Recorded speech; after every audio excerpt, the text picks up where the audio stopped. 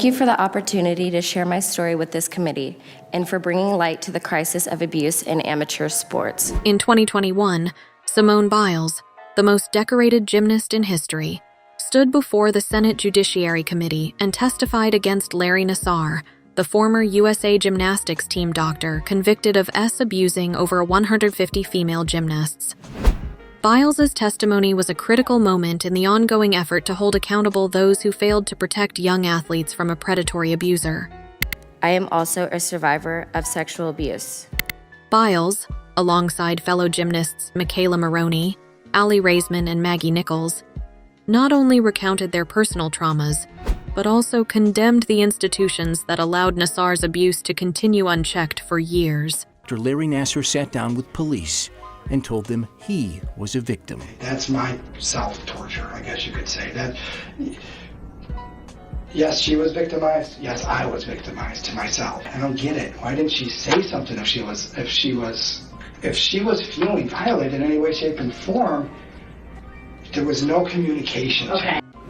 Biles's testimony was a powerful indictment of the systemic failures within USA Gymnastics, USAG, the United States Olympic and Paralympic Committee, USOPC, and the FBI. She expressed her deep frustration and anger, stating, "We have been failed, and we deserve answers.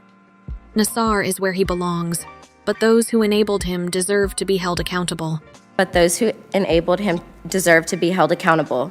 Her words resonated deeply, highlighting the enduring pain and suffering caused by Nassar's actions and the negligence of those who were supposed to protect the athletes.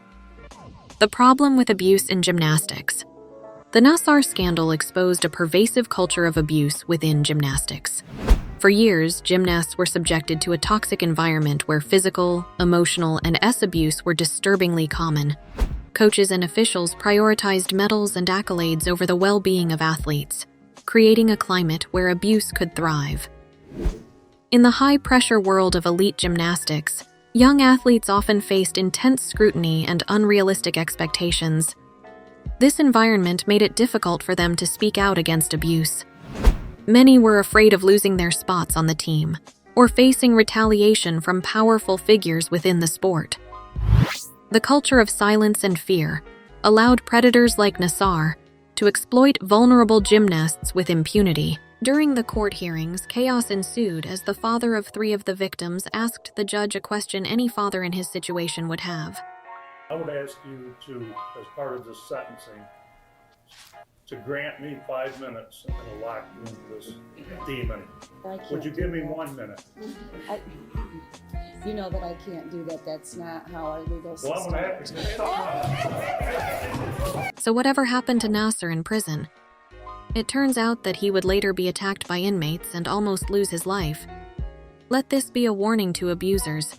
It's very easy for the roles to reverse. Larry Nassar, former team doctor for USA Gymnastics, was stabbed 10 times, including multiple times in the neck and chest Sunday during an altercation with a fellow inmate. The link between abuse and the twisties.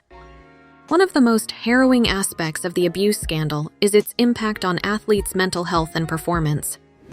Simone Biles' struggles with the twisties during the Tokyo 2020 Olympics brought this issue to the forefront.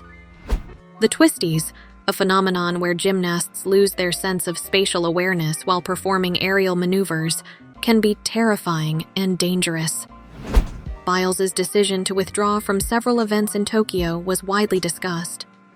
She later revealed that the trauma from the abuse she endured played a significant role in her mental block. The twisties are not merely a physical issue, but are deeply connected to psychological distress. The constant pressure, combined with the unresolved trauma of abuse, can severely affect an athlete's ability to perform.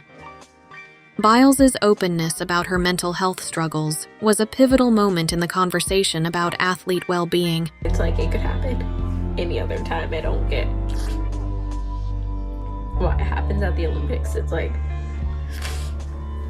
in gym we call it the twisties. Should be a forbidden word.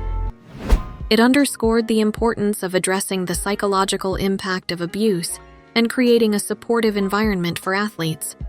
Other notable scandals in the gymnastics world. The Nassar case is perhaps the most infamous, but it is far from the only scandal in the gymnastics world. The sport has a troubling history of abuse and exploitation. The Karolyi Ranch. The Karolyi Ranch, once the training center for the U.S. national team, has been the subject of numerous abuse allegations. Gymnasts described the ranch as a place of fear and intimidation, where abusive coaching practices were the norm. Martha and Bella Karolyi, the coaches who ran the ranch, were accused of creating an environment that enabled Nassar's abuse. Maggie Haney. Another high-profile case involved coach Maggie Haney, who was suspended for 8 years by USA Gymnastics in 2020 for abusive behavior towards her athletes. Haney was accused of verbally and emotionally abusing gymnasts, including Olympic gold medalist Lori Hernandez. The suspension of a high-profile coach like Haney highlighted the broader issue of abusive coaching practices in gymnastics. The abuse of child gymnasts in the UK. In the United Kingdom, a 2020 investigation revealed widespread abuse in British gymnastics. The investigation, prompted by gymnasts speaking out on social media, uncovered a culture of fear and silence, similar to that in the US.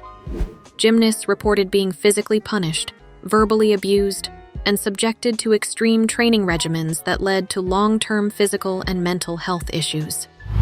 The testimony of Simone Biles against Larry Nassar was a watershed moment in the fight against abuse in gymnastics. It exposed the deep-seated issues within the sport and called for accountability from those who failed to protect athletes. The pervasive culture of abuse, the impact of trauma on athletes' mental health, and the numerous scandals that have come to light all point to the urgent need for systemic change. Gymnastics must prioritize the well-being of athletes over medals and accolades. This includes implementing stringent safeguarding measures, providing mental health support, and fostering an environment where athletes can speak out without fear of retaliation. The courage of gymnasts like Biles, Reisman, Maroney, and Nichols in sharing their stories is a crucial step towards creating a safer and more supportive sport for future generations.